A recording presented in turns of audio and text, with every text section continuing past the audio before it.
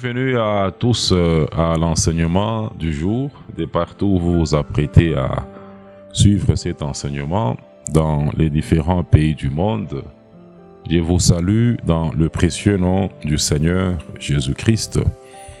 Et je vous souhaite la bienvenue à l'enseignement du jour où je continue dans le thème que j'ai commencé dernièrement, intitulé « En quoi est-ce que les chrétiens sont en dehors de la volonté de Dieu ?» Ça, c'est la deuxième partie de cet enseignement-là dans l'introduction. Je vais continuer avec cet enseignement-là. Donc, quand on dit « En quoi est-ce que les chrétiens sont en dehors de la volonté de Dieu ?» mais on vous montre tous les problèmes qu'il y a. Et puis on vous dit ce que Dieu dit dans sa parole. Il ne faut pas vous énerver, il ne faut pas gonfler. Non. Vous gonflez, vous vous énervez, ce n'est qu'une réaction naturelle, une réaction charnelle. Ce n'est pas une réaction objective. Il faut suivre l'enseignement. Il faut suivre l'enseignement. Il faut suivre la parole de Dieu. Et c'est elle qu'on vous demande de mettre en pratique. On ne vous demande pas de me mettre en pratique ou de mettre un système en pratique. On vous demande de mettre la parole de Dieu en pratique. Jacques chapitre 1, verset 22 jusqu'à 25. Mais avant de continuer avec ce thème-là, là où nous nous sommes arrêtés dernièrement, je suis toujours un peu obligé de répondre un peu à certaines préoccupations que je reçois, c'est vrai, d'une minorité de gens que je peux croiser à gauche ou à droite, qui me posent certaines questions, mais quand on me pose ces questions-là, je comprends vraiment que ce sont les préoccupations qui sont dans la majorité des chrétiens. Ce sont les préoccupations qui sont dans la majorité que les chrétiens ont, les bons chrétiens religieux, des chrétiens qui ne comprennent pas encore grand-chose de tout ce qu'on est en train de leur enseigner, qui sont juste des bons religieux, qui sont juste des chrétiens de nom, des chrétiens de naissance. Vous entendez des gens dire que je suis né dans l'église. Tu es né dans l'église, tu es né pécheur, séparé de Dieu. Séparé de Dieu. Aujourd'hui, on a des gens qui se disent chrétiens. Je suis né chrétien. Ça va. Naissez chrétien. Vous êtes né chrétien, c'est bon. Vous êtes né chrétien. C'est tout ça, ces problèmes. C'est tout ça qui a créé l'incrédulité, l'endurcissement dans lequel les chrétiens sont. Eh bien, la plupart du temps, quand je rencontre des bons chrétiens religieux, après avoir partagé avec eux, certains d'entre eux me disent souvent, mais c'est bien le travail que tu es en train de faire, mais il ne faut pas rester seulement comme ça, seul, il ne faut pas rester seulement comme ça, bras croisés. Il faut que tu pries Dieu afin qu'il te dise où tu peux aller, où tu peux commencer à aller, afin qu'il te dise l'église à laquelle tu peux adhérer. C'est pas toujours bien de rester comme ça seul. Ça a l'air d'une sagesse, hein? Ça a l'air sage, cette façon de parler. Mais 1 Corinthiens chapitre 1, verset 25, qu'est-ce que Dieu vous dit? La folie de Dieu, sa folie à lui Dieu, elle est plus sage que la sagesse des hommes. Et sa faiblesse à lui Dieu, elle est plus forte que la force des hommes. Ce que vous ne comprenez pas là, ce que vous prenez pour une folie de la part de Dieu, elle est plus sage. La folie de Dieu est plus sage que la sagesse des hommes. Premièrement, j'aimerais le dire aussi à quelqu'un qui peut être en train, qui se pose, qui a cette préoccupation-là. D'abord, je ne suis pas bras croisés. Je ne suis pas bras croisés. Je n'ai pas les bras croisés et je ne suis pas seul. je suis uni à Christ par le Saint-Esprit. La communion du Saint-Esprit. Et je suis uni à quiconque est membre du corps de Christ par le Saint-Esprit. L'unité du Saint-Esprit que vous trouvez dans Éphésiens chapitre 4, verset 3. Je n'ai pas les bras croisés. Et en tant qu'un enfant de Dieu, en tant que sauvé de Dieu, c'est que je suis devenu en Christ. Selon Apocalypse chapitre 1, verset 6, 1 Pierre chapitre 2, verset 5, Dieu a fait de moi en Christ un sacrificateur. En tant qu'enfant de Dieu, je suis un sacrificateur et je suis un don de Christ, un don d'apôtre de Christ à son Église, au service de l'Église de Jésus-Christ. Je n'ai pas les bras croisés. Et en tant que sacrificateur, j'exerce la sacrificature des enfants de Dieu tous les jours. Un sacrificateur est celui qui offre des sacrifices. Et dans la Nouvelle Alliance, quand vous lisez 1 Pierre chapitre 2, verset 5, les victimes que nous offrons au Père, ce sont des victimes spirituelles. Spirituel veut dire immatériel. Les victimes spirituelles que tout sacrificateur de la Nouvelle Alliance est appelé à offrir au Père régulièrement par Christ, ce sont des victimes spirituelles, entre autres la louange, l'adoration, les actions de grâce dont l'objet est Christ. Tout sacrificateur est appelé à rendre culte au Père. Et dans la Nouvelle Alliance, tout enfant de Dieu est un sacrificateur. Tout enfant de Dieu est un sacrificateur. Et il y a une différence entre la sacrificature et le ministère. Il y a une différence entre les deux. C'est deux choses différentes. J'inviterai encore quelqu'un qui n'a pas encore suivi ces enseignements, quand il va sur la page Facebook ou la chaîne YouTube, qu'il cherche ces enseignements du thème champ d'exercice des ministères, différence entre la sacrificature et les ministères. C'est deux choses différentes. Dans la Nouvelle Alliance, c'est différent de l'Ancienne Alliance que Dieu avait traité avec Israël. La sacrificature en Israël n'avait été confiée qu'à Aaron et à sa descendance. C'est différent de l'Église de Jésus-Christ. Tout enfant de Dieu est un sacrificateur. Et en tant que sacrificateur, il est appelé à rendre culte au Père. Et il rend ce culte-là dans le véritable temple qui est dans le ciel. Par la foi, il rend culte à Dieu. Il s'approche par la foi du trône de la grâce. Il rend au Père ce culte là-bas. Donc d'un côté, en tant que sacrificateur, je rends culte au Père, j'offre ses victimes spirituelles, et de l'autre côté, j'offre aussi des victimes matérielles, comme la bienfaisance, que vous trouvez dans Hébreux chapitre 13, verset 16.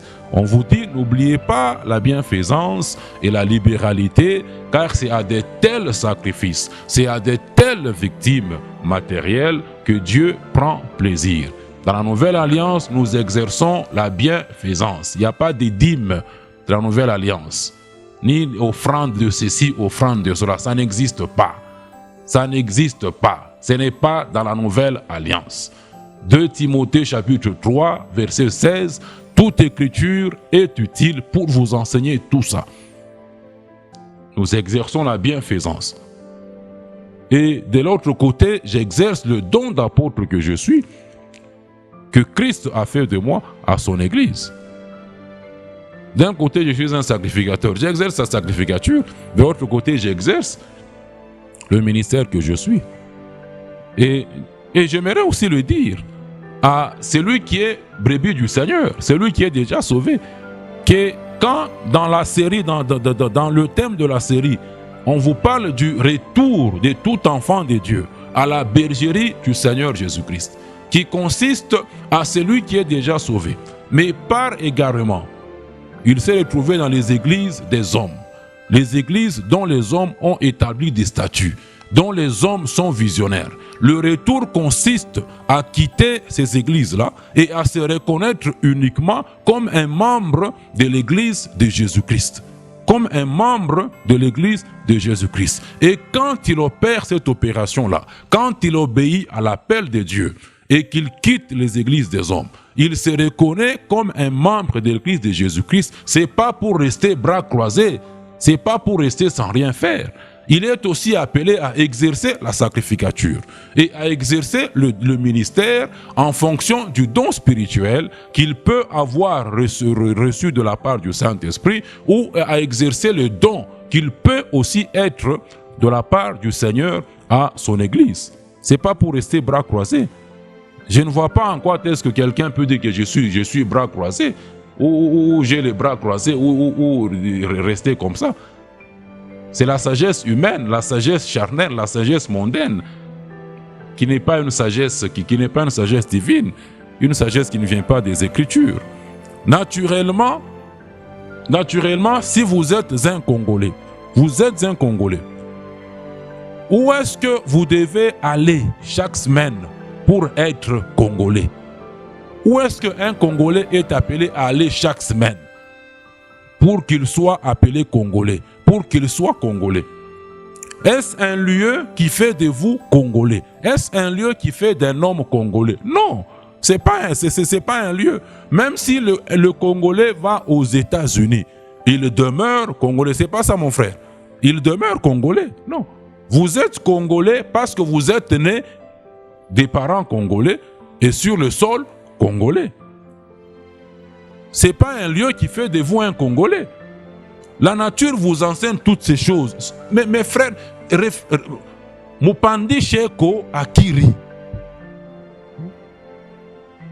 Mupandi Sheko namuna ya kuwaza, ya kona mambo ya Mungu.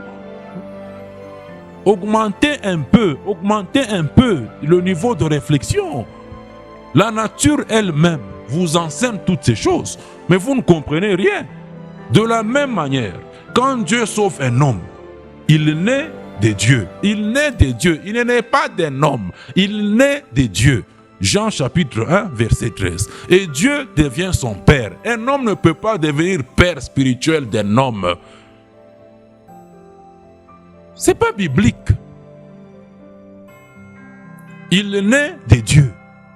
Jean chapitre 1, verset 13. Est-ce qu'on a dit qu'il naît d'un homme, qu'il naît de l'apôtre Moïse? Celui qui reçoit l'évangile de Dieu par l'évangile de Dieu par Christ là-bas.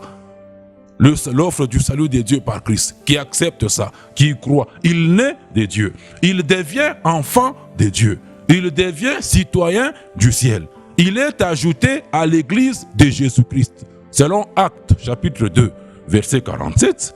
1 Corinthiens chapitre 12, verset 13. Éphésiens chapitre 2, verset 20. Il est ajouté à l'église de Jésus-Christ. Il devient un membre de l'église de Jésus-Christ. Ainsi, au salut, l'homme devient membre de l'église de Jésus-Christ. Où qu'il soit sur cette terre.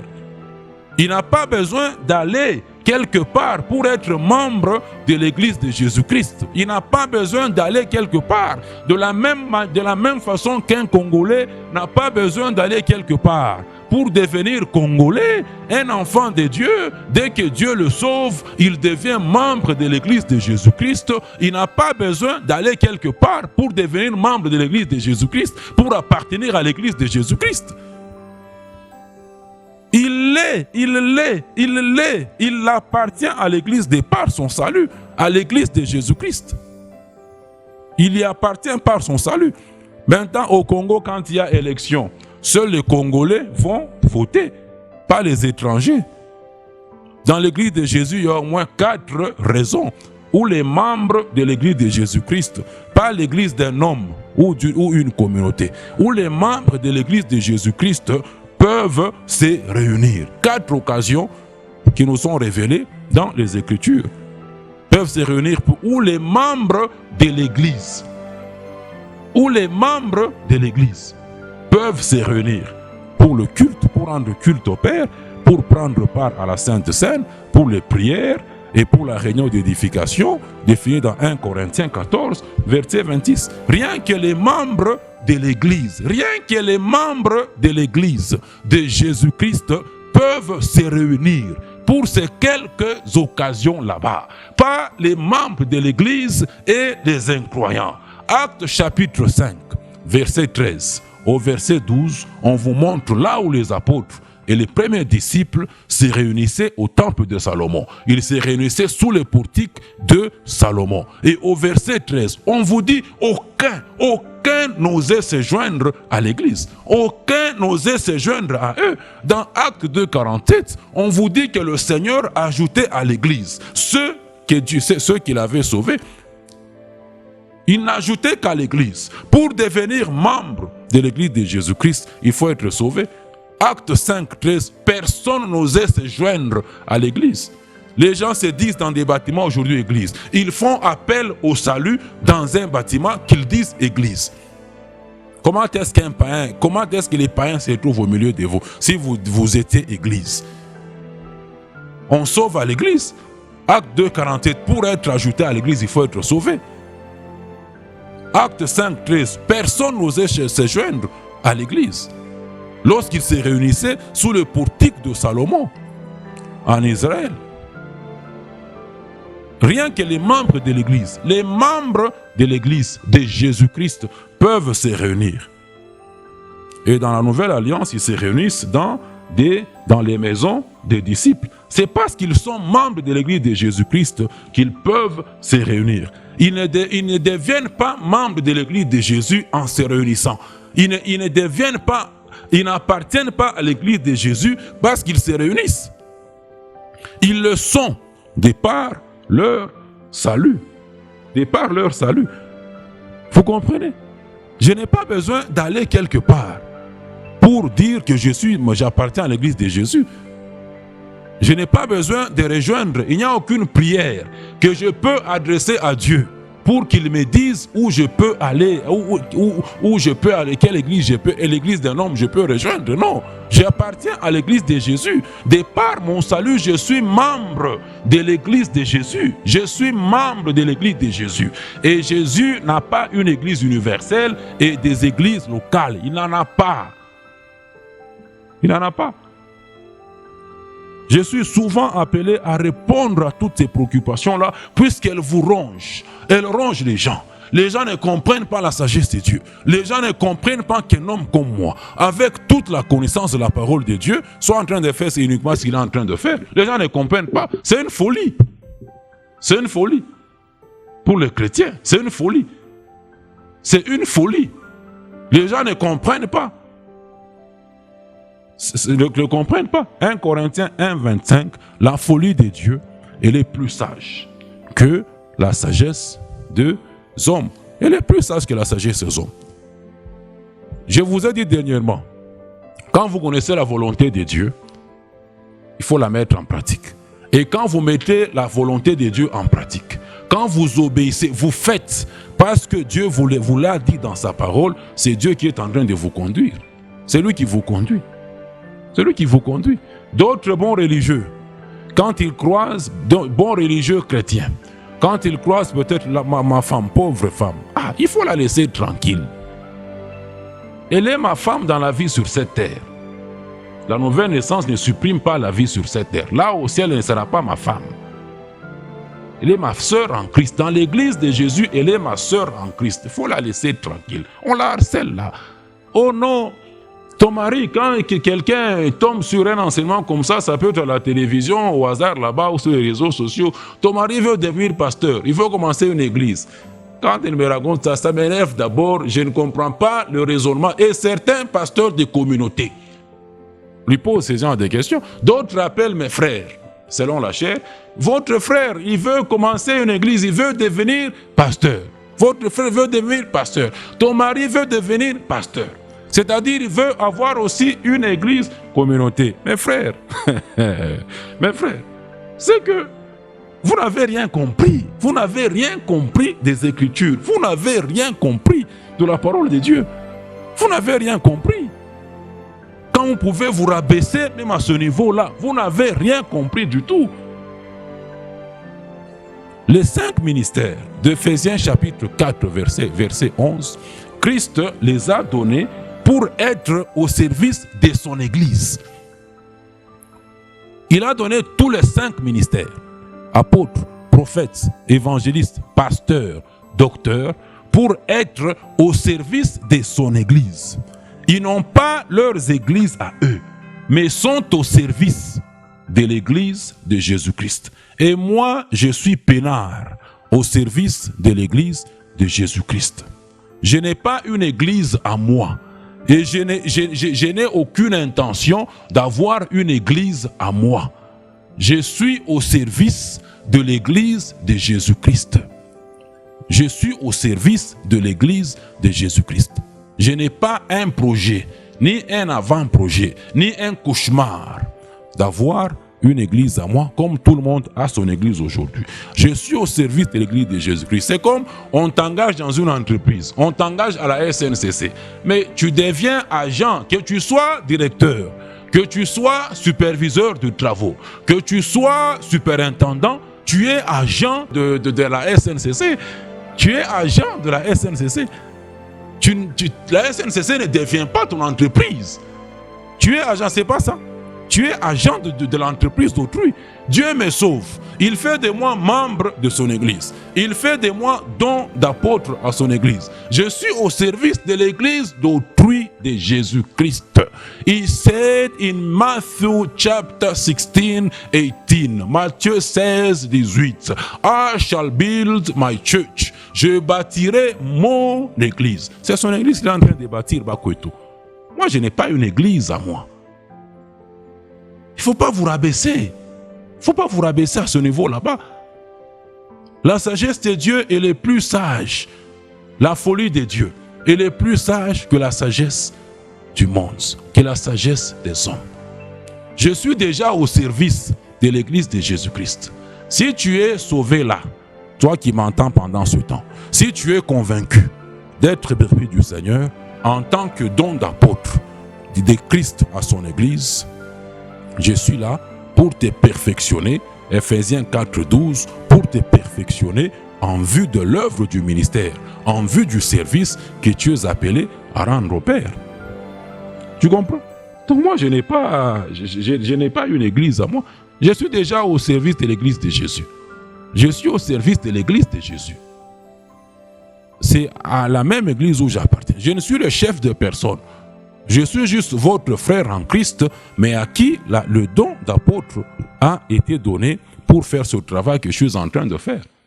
Bons chrétiens religieux, comprenez et soyez sages. Soyez sages. Poussez un peu la réflexion, poussez un peu, avancez même d'un pas la réflexion. Avancez d'un pas la réflexion. Et les membres de l'église sont par terre, sont sur terre aujourd'hui, sont sur toute la terre aujourd'hui, égarés dans les mouvements des gens.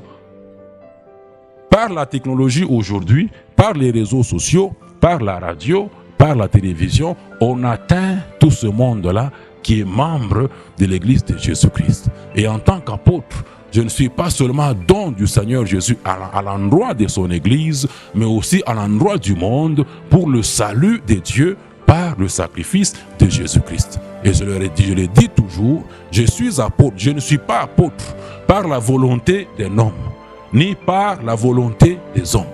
Je ne suis pas apôtre d'un homme, ni consacré par une dénomination, ni une communauté. Je ne connais pas ces choses-là. Ce n'est pas biblique. Christ étant monté en haut, il a fait des dons.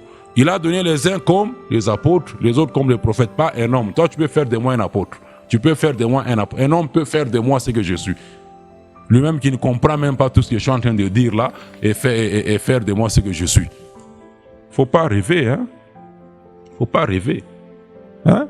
Bon chrétien religieux, je crois que vous avez compris. Je crois que vous avez compris. Toutes vos préoccupations là. Que certains, la minorité que je vois là, que Dieu envoie au centre de formation, chaque samedi là de 14h à 16h, dans le local du centre public, il me pose ces questions. Il m'amène des histoires par moment là-bas. Je comprends que c'est ça qui est dans beaucoup de gens. Je comprends que ce sont là les préoccupations. En tant qu'enfant de Dieu sauvé, vous êtes un sacrificateur, ce n'est pas négociable, et vous êtes appelé au ministère. Ephésiens 4, 12, on vous perfectionne en vue de l'œuvre du ministère que vous êtes appelé à rendre à votre Dieu. Et ceux qui s'imaginent là, les autres sont encore toujours en train de rêver. Vous rêvez, vous rêverez, je le dis toujours, vous allez vous réveiller, vous allez sursauter, cauchemar, il n'y aura rien. Il n'y aura rien. Vous attendez qu'un jour vous entendrez, l'apôtre Moïse a ouvert une église. Il a commencé une église. Dans les bâches, d'abord dans les bâches là-bas, bâches orange, et puis on vient là-bas, oh, il faut donner pour... Non, vous attendrez longtemps, il ne faut pas rêver. La vie, c'est vie. Hein? La vie, c'est vie. Il ne faut pas rêver. Eh bien, dans la première partie de ce message, je faisais voir, j'atterrissais en faisant voir que l'enfant de Dieu, face à la volonté de Dieu, face à la parole de Dieu, il n'a pas de choix. Il n'a pas de libre arbitre. C'est lui que Dieu a déjà sauvé. C'est lui qui est enfant de Dieu. Et on devient enfant de Dieu par la nouvelle naissance. De par la naissance naturelle, on est pécheur. On n'est pas enfant de Dieu. Pour devenir enfant de Dieu, il faut croire, il faut recevoir le message de l'évangile du salut de Dieu par le sacrifice de Jésus-Christ et croire. Quand vous croyez, quand vous acceptez que Dieu vous sauve, c'est à ce moment-là que vous devenez enfant de Dieu. Et celui qui devient enfant de Dieu, Dieu l'ajoute à l'église de Jésus-Christ. Il devient un membre du corps de Christ. Et cet enfant de Dieu-là n'a aucune option, n'a aucun libre arbitre, n'a aucun tri sélectif à faire quand il s'agit de la volonté de Dieu. Quand il s'agit de la parole de Dieu de la nouvelle alliance, de la parole de Dieu de la nouvelle alliance, de la volonté de Dieu de la nouvelle alliance. Son Père est saint, lui aussi doit être saint dans toute sa conduite. C'est-à-dire, il doit obéir à toute la volonté de Dieu. Il doit obéir à toute la volonté de Dieu. Il doit y obéir. Seulement, quand Dieu sauve un homme, quand Dieu vous sauve, l'homme ne devient pas omniscient, c'est-à-dire il ne connaît pas toute la volonté de Dieu. Il ne connaît pas toutes choses. Il ne devient pas Dieu. L'homme ne devient pas Dieu, mais il devient participant de la nature de Dieu. Il devient un participant de la nature de Dieu. L'homme ne devient pas le Saint-Esprit en naissant de nouveau. Il ne connaît pas, il ne comprend pas toute la volonté de Dieu. Il doit l'apprendre. Il doit l'apprendre au travers de ce que nous avons appelé dernièrement la discipline éducative de Dieu. C'est-à-dire Dieu lui enseigne, Dieu va lui enseigner sa volonté par le Saint-Esprit qui habite maintenant en lui, soit par lui-même au travers de la Bible quand il la lira et la méditera, soit par une autre personne. Et à chaque fois qu'il est en train d'apprendre la volonté de Dieu, qu'on est en train de la lui enseigner, il doit, avec l'aide du Saint-Esprit, se conformer à ce qu'il apprend sur la volonté de Dieu. Il doit se conformer à ce qu'il est en train d'apprendre sur la volonté de Dieu. C'est ainsi qu'il est écrit dans Romains chapitre 1, verset 17, que le juste vivra par la foi. Le juste se conformera à la foi. Le juste vivra par la foi. Il devra s'aligner sur ce que la parole de Dieu lui dit, sur ce que la volonté de Dieu lui dit. Et quand il marche par la foi, quand il est en train de vivre par la foi, il est de la sorte en train d'être sanctifié dans sa vie sur cette terre. Jean 17, 17, Père, sanctifie-les par l'eau de la parole. C'est par la parole, par la connaissance de la parole de Dieu, par la connaissance de la volonté de Dieu. Et quand on y est soumis, que Dieu est en train de nous sanctifier, et de la sorte, on est en train de ressembler. L'enfant de Dieu ressemble de plus en plus à Christ, qui se forme progressivement en lui. Il ressemble de plus en plus à ce qu'il est déjà en Christ et qui sera pleinement révélé à l'enlèvement de l'Église. Selon 1 Jean chapitre 3, verset 1 sur le verset 2 là-bas, ce que nous serons n'a pas encore été manifesté, n'a pas encore été révélé. C'est très très important de comprendre ça. Bon, maintenant, s'il s'est fait que l'enfant de Dieu, qui qui, après avoir entendu la volonté de Dieu, il se trouve être en dehors de cette volonté de Dieu-là, c'est-à-dire en dehors des Écritures, il doit se repentir, c'est-à-dire abandonner ce dans quoi il était. Et il doit maintenant s'engager sur la volonté de Dieu qu'il vient d'apprendre. Il n'y a pas de débat à faire là-dessus, ni de refus de sa part, car il n'a pas cette option-là. Il n'a pas l'option de discuter, de faire des débats devant la volonté de Dieu qu'il vient d'apprendre. Et selon 2 Timothée chapitre 3, verset 16, c'est l'écriture qui est inspirée de Dieu et qui doit vous convaincre. Il n'y a que l'écriture qui doit convaincre cet enfant de Dieu sur ce qui est ou ce qui n'est pas la volonté de Dieu.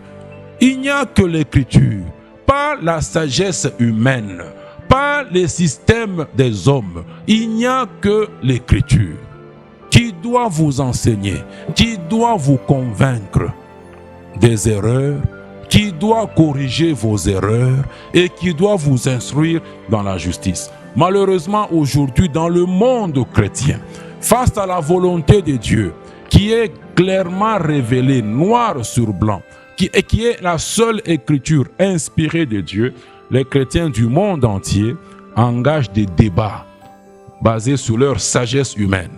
On refuse ce que l'écriture qui doit nous convaincre dit. On refuse ça. On continue dans ce qui est contraire à la volonté de Dieu. On continue dans ce qui est contraire aux Écritures. Ceci étant un indice clair qu'on n'est pas obéissant à Dieu. Puisque obéir à Dieu, c'est pas rouler par terre, c'est pas crier, c'est pas danser. Obéir à Dieu, c'est mettre sa parole en pratique. Et Samuel dit à Saül dans l'Ancien Testament que l'obéissance vaut mieux que le sacrifice. L'obéissance à la parole de Dieu. C'est un indice. C'est clair qu'on n'obéit pas à Dieu. Et un enfant de Dieu doit obéir à son père. L'apôtre Pierre pouvait nous dire que comme des enfants obéissants, les enfants de Dieu lui obéissent. Les enfants de Dieu lui obéissent. C'est-à-dire, ils mettent sa parole en pratique. Obéir Dieu, c'est mettre sa parole en pratique. Les enfants de Dieu doivent lui obéir. Si vous continuez dans ce qui est contraire, vous étiez en erreur. Mais on vous dit que Dieu n'a pas dit ça dans sa parole. Mais vous continuez dans ce qui est contraire à la volonté de Dieu. C'est un indice clair que vous n'êtes pas un enfant obéissant. Si vous prétendez être un enfant de Dieu, vous êtes un enfant désobéissant. Or, Dieu n'a pas d'enfants qui lui désobéissent. Dieu n'a pas d'enfants qui lui désobéissent. Preuve qu'on ne lui appartient pas.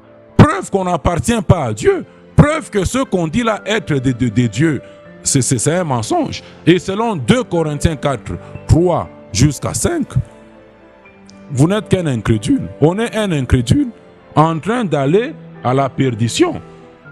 En train d'aller à la perdition. Puisque je venais de vous faire un tableau clair que quand Dieu sauve un homme, cet homme-là ne devient pas omniscient. L'homme ne devient pas omniscient. Vous ne connaissez pas toute la volonté de Dieu. De même que moi, quand Dieu m'a sauvé, je ne connaissais pas tout ce que je connais aujourd'hui. Je ne connaissais pas tout ce sur quoi j'enseigne aujourd'hui. Dans les églises des gens, j'ai entendu des choses, j'ai cru des choses dont j'ai honte aujourd'hui, dont je me pose des questions pour savoir, mais pendant qu'on croyait à ces choses-là, bon, il n'y a rien vraiment en nous, il n'y a rien en moi qui m'interpellait sur tout ce à quoi j'étais en train de croire. Sur tout ce à quoi j'étais en train d'obéir dans les églises des gens. Je ne connaissais pas tout ce que je connais aujourd'hui. Je ne connaissais pas tout ça. Et des choses, on a entendu des choses dans les églises des hommes, dont les hommes ont établi des statuts dans leurs affaires. On a entendu des choses qui n'ont rien à voir avec la doctrine de Christ. Mais quand Dieu a commencé à me faire connaître, à m'apprendre sa volonté, je n'ai jamais discuté. Je n'ai jamais discuté. Et me voilà aujourd'hui, tout transformé, tout transformé. Je vous ai dit dernièrement, dans tout ce que j'ai fait là, il n'y a pas de rêve, il n'y a pas de vision. Il n'y a pas un jour où Dieu est venu toquer à ma porte et a commencé à me dire A, B, C, D. Tout est déjà là, tout est déjà dans la Bible. Toute la parole de Dieu, de la nouvelle alliance, qu'il est en train de traiter avec nous, sur base de laquelle il traite avec nous en Christ. Tout est là, dans les épîtres. Il n'y a rien que je vais chercher à inventer. Et je vis par la foi. Romains 1, 17. Je vis par la foi. Et cette foi-là, comment est-ce que Dieu me la donne? Quand j'entends. J'entends moi-même en lisant même la Bible. Vous entendez en lisant, puisque la Bible contient la parole de Dieu. La parole, c'est l'expression d'un homme.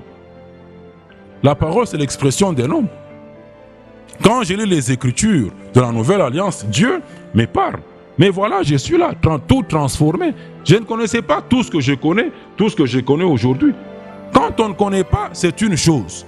Quand on ne connaît pas encore la volonté de Dieu, c'est une chose. Mais cela n'a jamais été une excuse, comme on le verra quelque part dans la suite de cet enseignement. Quand on ne connaît pas, c'est une chose. Mais quand, sur base des Écritures, quand sur base de la volonté de Dieu, on vous dit ce que Dieu a dit. On vous dit ce que Dieu a dit. On vous dit ce que l'Église de Jésus-Christ est. Et c'est que sa structure était, je pèse bien mes mots, était du temps des apôtres. C'est que cette structure-là était du temps des apôtres. Et c'est que les choses sont aujourd'hui sur terrain. La grande maison. C'est-à-dire tous ceux qui confessent Christ là-bas ne sont pas tous membres de l'Église de Jésus-Christ. Tout ça, on vous dit que c'est ce que Dieu dit. Et on vous lit ça dans les Écritures. Tout ça, vous refusez et vous continuez dans vos propres voies. Vous continuez dans vos propres voies qui n'ont rien à voir. Qui n'ont rien à voir avec, qui ne sont pas dans les Écritures. Vous continuez dans vos propres voies. Vous continuez dans vos églises bâtiments. Vous continuez dans vos églises communautés. Vous continuez dans vos églises locales bâtiments. Les églises dont les hommes sont des visionnaires. Vous continuez dans vos propres voies là, avec vos structures. Des choses que vous dites des ministères, mais qui ne sont nulle part dans les Écritures. Devant cette situation, vous êtes inexcusable devant Dieu. Vous êtes inexcusable devant Dieu. Vous êtes inexcusable. Hein? Et si vous ne vous repentez pas devant cette situation, si vous ne vous repentez pas, c'est-à-dire si vous n'abandonnez pas les voies que vous étiez en train de suivre, mais qui ne sont pas de Dieu, qui ne sont pas conformes à la volonté de Dieu, c'est que vous n'êtes pas un enfant de Dieu. Vous n'êtes pas encore sauvé. Dieu ne vous a pas encore sauvé. Vous n'êtes qu'un incrédule, voué à la perdition. Un ange des ténèbres déguisé en ange de lumière. C'est tout ce que vous êtes. 2 Corinthiens 4, 3 jusqu'à 5. Si notre évangile, si ces enseignements sont encore voilés, sont encore obscurs, ne sont pas clairs, ils ne peuvent pas être clairs que pour ceux qui périssent. Ils périssent, ils vont en enfer. Que pour ceux qui périssent, pour les incrédules, dont le Dieu de ce siècle, qui est Satan, a aveuglé l'intelligence, pour qu'ils ne voient pas la splendeur de la lumière qui est contenue dans la parole de Dieu. La parole de Dieu contient toujours la lumière. Et Dieu veille toujours sur sa parole pour l'accomplir. Et à cette allure, beaucoup de chrétiens aujourd'hui, dans le monde entier, ne sont pas sauvés. Ne sont pas sauvés. Parce que Dieu ne travaille pas là où on est en dehors de sa volonté. Il ne sauve pas là où on est en dehors de sa volonté. Il n'opère rien. Il ne fait rien là où on est en dehors de sa volonté. C'est le nœud de tout ce qu'on va voir dans l'enseignement prochain, si Dieu le veut. Éphésiens 1, verset 11. Dieu opère, il opère toutes choses selon le conseil de sa volonté. Dieu agit selon le conseil de sa volonté. Là où on n'est pas dans sa volonté, Dieu n'opère rien. Dieu n'agit pas. Dieu ne fait rien. Sauter, culbutez, faites culbute, dormez à même le sol, rien ne me fait bouger. Je sais que vous n'êtes pas en dehors, vous n'êtes pas dans la volonté de Dieu, même si le feu sort de la bouche de quelqu'un, aussi longtemps que je sais que ce que les gens font là-bas n'est pas conforme aux Écritures, ça ne me fait pas bouger. Je ne bouge même pas d'un doigt. Je ne bouge pas d'un doigt. Soit c'est la parole de Dieu, soit ce n'est pas la parole de Dieu. Moi, c'est la parole de Dieu. Ce sont les Écritures qui doivent me convaincre. Qui doivent me convaincre. Ce n'est pas le feu que quelqu'un peut faire sortir de sa bouche. Ce ne sont pas les miracles que quelqu'un peut faire. Ça ne me fait pas bouger. Je vous ai dit dernièrement, la réalité, l'histoire que Christ nous raconte dans Luc 16. L'histoire entre le père Abraham, le pauvre Lazare et le riche. Il n'y a que l'Écriture qui doit vous convaincre. Dieu n'utilise pas les miracles pour convaincre les gens. Il n'utilise pas les miracles pour convaincre les gens. Les mangeurs de pain et des poissons, Jésus opère la multiplication de pain, de 5 poissons. Et je ne sais pas, 5 pains ou 3 poissons là-bas. Bon, comprenez, vous connaissez la parabole, vous connaissez l'histoire là-bas. Il opère ce miracle là-bas. Les gens mangent le pain, ils mangent du poisson, ils sont rassasiés. Demain, Jésus monte d'un cran, il augmente le niveau de l'enseignement. Jean chapitre 6 verset 66, plusieurs de ses disciples l'ont abandonné et pour ne plus aller avec lui Jésus. Les gens qui venaient d'expérimenter la puissance de Dieu, les miracles de la part de Dieu, hier, aujourd'hui, ils rejettent Christ. Ils ont mangé. Il augmente, il va à un niveau supérieur avec l'enseignement. Il leur parle de boire son sang et de manger son corps. Ils ne comprennent pas ça, un enseignement spirituel, ils abandonnent Jésus. Ils l'abandonnent. On vous dit plusieurs de ses disciples, pas plusieurs des passants, plusieurs de ses disciples. Et disciple, ce n'est qu'un suiveur. Et tout disciple de Christ n'est pas forcément un enfant de Dieu, n'est pas forcément né de nouveau. Jean 6, 66, plusieurs de ses disciples l'ont abandonné. L'ont abandonné pour ne plus, ils ne l'ont pas abandonné aujourd'hui et puis demain ils sont encore rentrés auprès de lui. On vous dit pour ne plus aller avec lui, pour ne plus suivre Jésus. Pour ne plus suivre Jésus. Tout chrétien aujourd'hui n'est pas forcément né de nouveau, n'est pas forcément membre de l'église de Jésus-Christ. Il peut être membre d'une communauté, il peut être membre d'une dénomination, mais n'est pas forcément membre de l'église de Jésus-Christ. Ça doit vous interpeller tout ça. Tout disciple de Christ n'est qu'un suiveur de Christ. Et tout suiveur de Christ n'est pas forcément sauvé, n'est pas forcément né de nouveau. Vous comprenez? À cette allure sur terrain, à cette allure où les choses sont en train d'évoluer sur terrain, nous avons affaire à des chrétiens. La majorité. Je ne saurais pas m'abuser en estimant des chiffres. Mais je sais que la race des chrétiens sauvés, elle est rare. Elle est rare dans cette génération. Parce que Dieu, vous êtes en dehors de sa volonté. Dieu va faire quoi? Éphésiens 1:11. Il n'opère que selon le conseil de sa volonté. Il n'opère que selon le conseil de sa volonté. Il n'opère que selon ça. Il n'y a pas la volonté là-bas. Il va faire quoi? Il va faire quoi là où il n'y a pas sa volonté? Il va faire quoi? Il ne fait rien. Il faut rentrer dans sa volonté. Il faut rentrer dans sa volonté. Beaucoup de chrétiens aujourd'hui dans le monde entier ne le sont que de nom. Et si ces chrétiens non sauvés ne reconnaissent pas leur état, leur besoin d'être sauvés par Dieu, ils vont aller en enfer. Ils iront en enfer. Ils sont nombreux dans la grande maison où nous sommes actuellement. Ils sont nombreux. Vous êtes nombreux qui n'êtes pas encore sauvés, mais qui vous faites appeler chrétien. Et pour être appelé chrétien aujourd'hui, il faut adhérer à une communauté. Il faut adhérer à une église d'un homme. Vous n'avez pas besoin d'être sauvé pour être appelé chrétien. Et ce n'est pas Dieu qui appelle ceux qu'il sauve des chrétiens. Acte 11, verset 26, à Antioche là.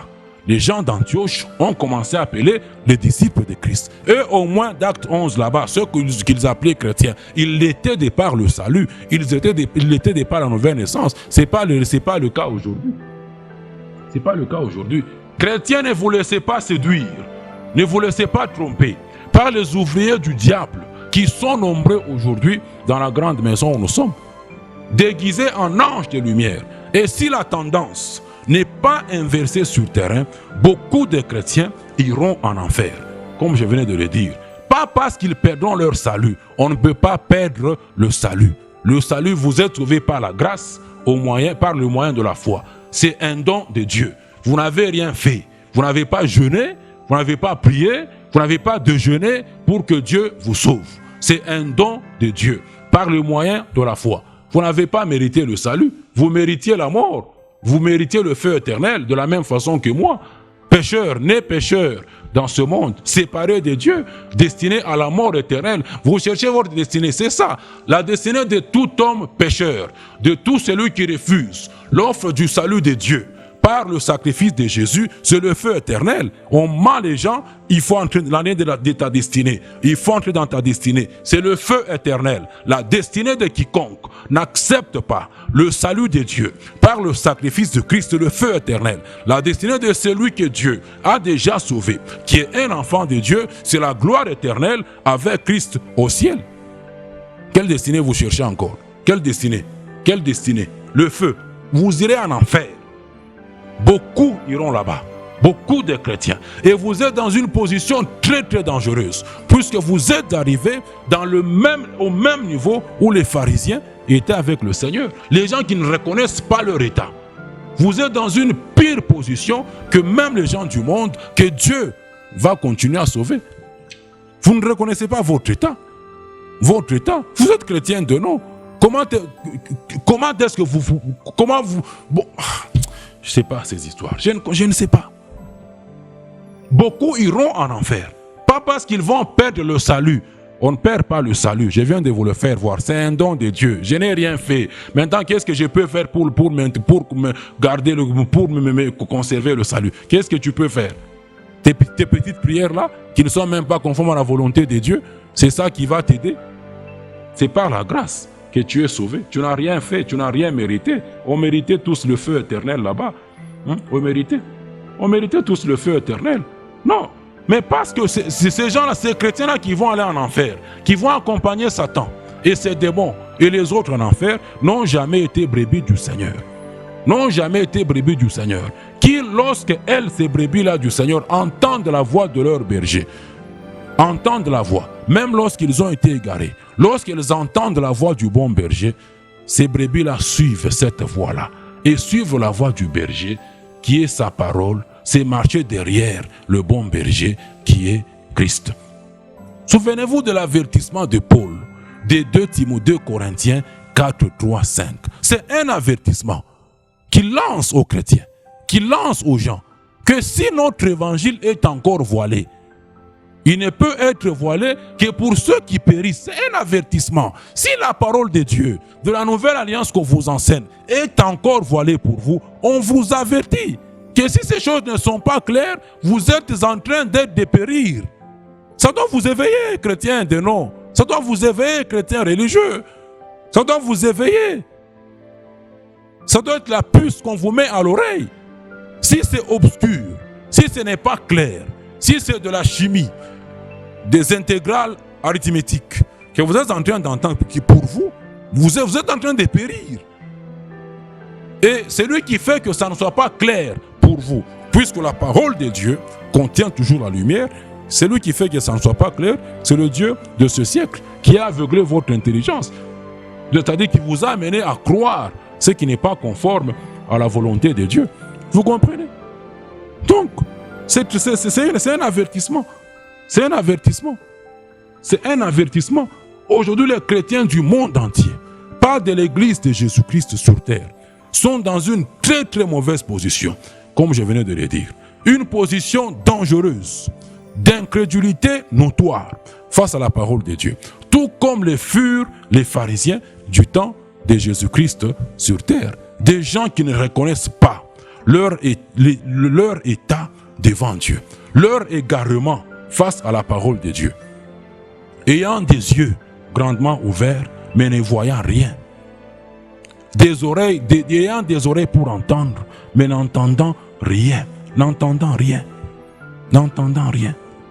Dieu n'a jamais été en dehors de sa volonté. Dieu n'a jamais été en dehors de sa volonté.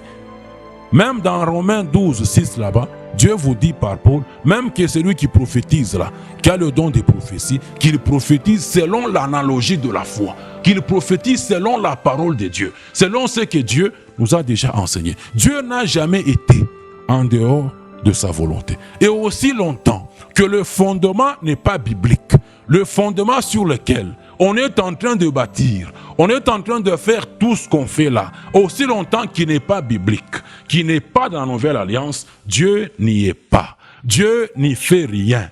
Dieu n'opère rien là-bas. Aimez les miracles des gens. Merci. Aimez. Aimez Simon le magicien. Éphésiens 1, verset 11. Dieu n'opère que selon le conseil de sa volonté. Que celui qui prophétise le fasse selon l'analogie de la foi, selon l'analogie de la doctrine chrétienne. Vous aimez des miracles qui n'ont aucune référence dans les Écritures, qui sont en hors contexte par rapport à la parole de Dieu. Vous affolez. Les miracles n'ont jamais sauvé un homme. Vous n'ont jamais sauvé un homme, ne sauveront jamais un homme. Vous cherchez un miracle, c'est juste pour les besoins de la terre. C'est juste pour les besoins de la terre. Au ciel, nous là-bas, on n'a pas besoin de miracles. Dans l'église de Jésus, c'est la parole de Dieu. Nous marchons par la foi. Nous marchons selon la parole de Dieu. Donc vous comprenez? C'est ça le danger de la chrétienté, dans lequel la chrétienté est dans le monde entier aujourd'hui. Maintenant, on termine. Si quelqu'un est déjà sauvé, il apprend la volonté de Dieu, mais décide de rester ou de faire ce qui est contraire à la volonté de Dieu, dans ce cas-là, il aura transgressé la volonté de Dieu. Et cette fois-là, Dieu va le discipliner punitivement. Il va maintenant exercer la discipline punitive, qui sont les épreuves, les souffrances, selon Hébreux 12, 5 jusqu'à 8. Il va les discipliner punitivement par les épreuves, les souffrances, pour l'amener à la repentance, au changement et à participer à sa sainteté. Et soyez-en sûrs, il va le faire pour ses enfants, pas pour les enfants illégitimes, pas pour ceux qui ne lui appartiennent pas. Il va les discipliner. Quand on ne connaît pas la volonté de Dieu, cela demeure un péché. Dieu va chercher un moyen pour vous enseigner, pour exercer la discipline éducative. Quand vous connaissez, vous devez vous aligner. Vous devez vous aligner. Vous devez vous aligner. Une chose très importante en chute, c'est que même si quelqu'un est déjà sauvé, mais ignore ce que la volonté de Dieu est, le fait pour lui d'être en dehors de la volonté de Dieu, sans le savoir, n'est pas une excuse devant Dieu. Et cela est tout aussi un péché. Et ça rompt la communion avec son Dieu. Ça le rend vulnérable, ça le rend un peuple sans ombrage, sans protection de la part de Dieu. Tout peut lui arriver. Tout ce qu'il pourra faire dans cette position-là, ignorant d'être en dehors de la volonté de Dieu, tout ce qu'il pourra faire dans cette position là-bas ne pourra pas marcher. Sera même une proie entre les mains du diable et de ses démons. Tout ce qu'il osera, tout ce qu'il osera faire au nom de Dieu ne marchera pas. Ne marchera pas. Car Dieu n'est pas avec lui. N'est pas avec lui. Voilà pourquoi, pour ceux qui peuvent être sauvés, la majorité mène aujourd'hui une vie misérable. Rien ne leur réussit. Il manque même le nécessaire. Un contraste saisissant entre ce qu'ils sont et ce que leur père est. Scandale spirituel. Un scandale spirituel. Un contraste saisissant. Dieu utilisera les circonstances de leur vie pour les faire comprendre que quelque chose ne va pas. C'est très important de comprendre tout ça. Nous venons de voir en matière de la volonté de Dieu, comme on continuera prochainement si Dieu le veut.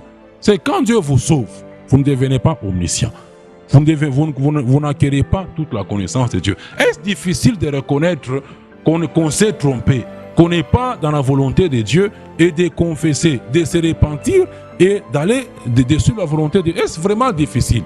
Puisque dans 1 Corinthiens 13, verset 9, on vous dit que nous connaissons en partie. Est-ce difficile d'accepter qu'on est en dehors de la volonté de Dieu, de se repentir et de suivre ce que Dieu nous dit dans sa parole? Est-ce vraiment difficile? Puisque quand Dieu vous sauve, vous ne devenez pas omniscient.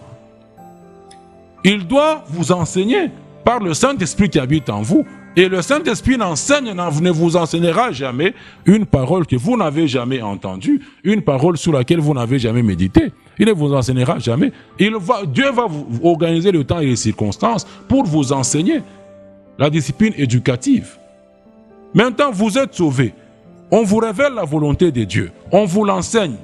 Si vous êtes appelés à obéir à Dieu, vous devez participer à sa sainteté. Vous devez vivre selon la foi. C'est-à-dire vous devez vous conformer à ce que Dieu vous dit dans sa parole. Mais si vous demeurez et que réellement vous êtes sauvés, Dieu va maintenant exercer la discipline punitive.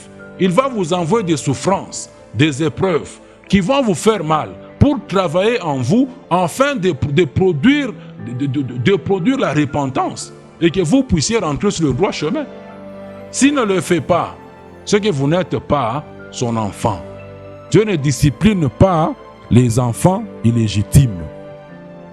Il ne discipline pas les chrétiens parce que vous vous appelez chrétiens.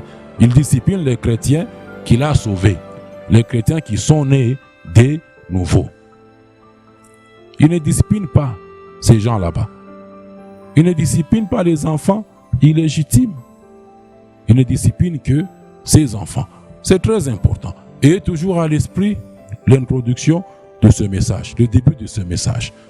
Retenez toujours ça, c'est très important. Vous n'avez pas besoin d'aller quelque part si vous êtes sauvé pour appartenir à l'église de Jésus-Christ.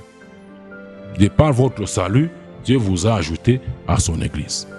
Et si vous êtes réellement sauvé, vous entendez tout ça, Dieu vous appelle à retourner à la bergerie du Seigneur Jésus, à vous reconnaître uniquement comme membre de son église. Et quand vous continuez à suivre, Dieu va vous enseigner ce que vous êtes appelés à faire. Vous n'allez pas apprendre tout. Et Dieu ne donne pas la lumière pour 2 pas à la fois. Vous obéissez à ce qu'il vous dit, le reste, il va continuer à vous conduire. Connaître la volonté de Dieu, mais rester dans ce qui est contraire à la volonté de Dieu, fait de vous hypocrite, un bon religieux, un incrédule, quelqu'un qui est en train de périr, qui est en train d'aller tout droit en enfer. Je vais m'arrêter là-bas. Si Dieu le veut, je continue prochainement, toujours dans ce thème.